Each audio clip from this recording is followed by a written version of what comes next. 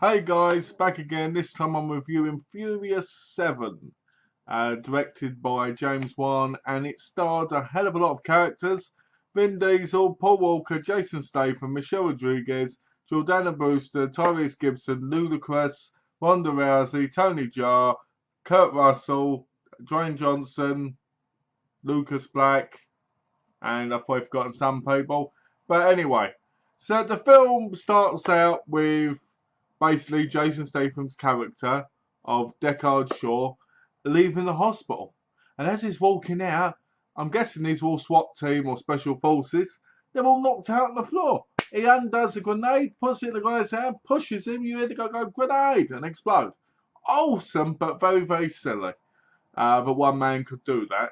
I would have liked to have seen him do it at the beginning. Like it show, for instance, the characters of Toretto and Brian and so forth, and that happening. But no. So he leaves, and then we see basically Brian and Dominic, and we see Jordana Brewster's character, Mia, and we find out he's got his son is in the car. But then he gets a phone call and something explodes on the porch. Then basically we see Deckard in I'm guessing the Special Forces office. Hobbs sees him, a big fight ensues, and Hobbs goes flying out the window and lands crashing into a car. He's alright because he's Action Man. So the story involves the team having to go and save Ramsey, who is a hacker.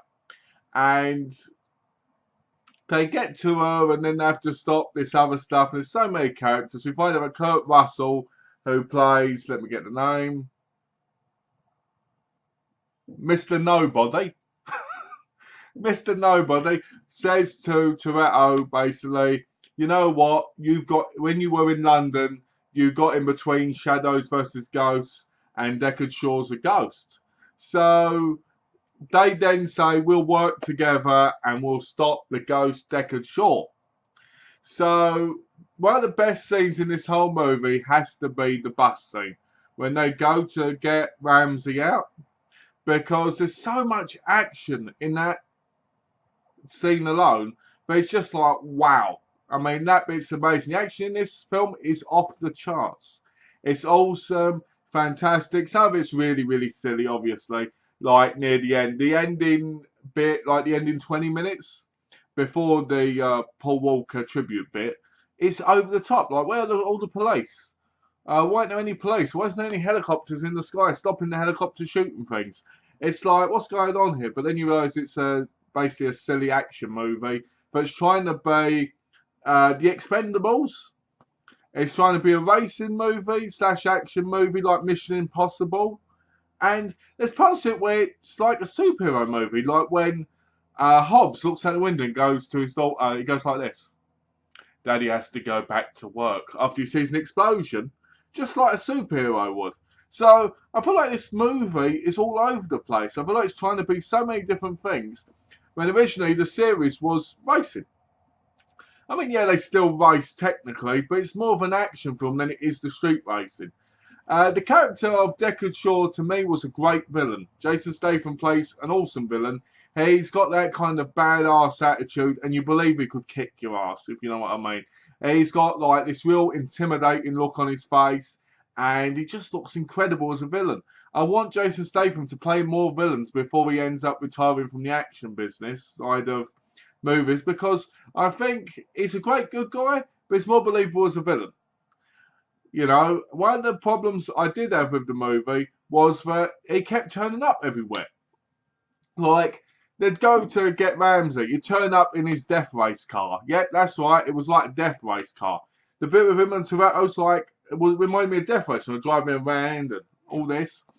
And I just felt like that was annoying. There's another bit in a penthouse where he turns up, starts shooting, and there's all these guests and all these secret, like, bodyguards, women and men and that, and you're like, what's he doing there? You know, it's like crazy. But it was good to see Tony Jaa. Many people should know Tony Jaa from basically The Protector, Onk Bak, from the Thai martial arts movies, where he did his own stunts. It was great seeing him, but I felt like they could have used him a little bit more, but I felt like they did use him enough, considering I don't think he knows much English. The best part was between him and Brian because what happens in the end. But I'm not going to spoil that because obviously if you haven't seen it, you're going to see that. Another good point to me was seeing Ronda Rousey. And it was just great seeing her in the movie. I felt like she was underused, but at the same time, like Gina Carano in number 6, at the same time, they were used correctly because they're not a part of the team. They're not a part of the main story to a degree. So that was good. I enjoyed that. Overall, I found the acting to be alright. I found it to be a little bit hit and miss, especially with Paul Walker because Paul Walker had his brother doing some of it himself because obviously Paul Walker died, which is very sad. So I enjoyed the movie. I thought it was overall. One of the things that kept getting my attention was Vin Diesel. He looks like a granddad now. He does. When he at the end, when he looks out the car at Paul Walker, it's like this. So I kept calling him Grandpa Diesel. One of the other things I didn't like about the movie was Jordana Brewster. She wasn't used hardly at all. I wanted to see her racing the car. I wanted to see her speeding. I didn't want to see her looking after the kids. You know, so that was kind of disappointing. But overall, the movie is a good, fun movie. If you can take all the silliness and enjoy it like I did, it will remind you of like the 80s movies. 80s movies were really silly, but they were really action-packed and fun, and that's what this type of movie was. So I also liked, before I go, I also liked the fact that they got the guy from number 3 to talking to Dominic in Tokyo. I enjoyed that bit as well, even though it was funny when they got them old, like from number 3 Tokyo Drift footage, and they put him there, and he looked like an old man. Now that was hysterical. It was like 30 seconds, and now he looks like an old man. But overall, yeah, it's a good film, a lot of fun, and I'm looking forward to number 8. And to finish off, the tribute bit to Paul Walker I found very sad, and I found very cheesy. I can understand why people probably cried at it when they saw it, because it is quite touching. So, as always, guys, thanks for watching. If you haven't already, please subscribe, and thanks for watching. Take care, guys.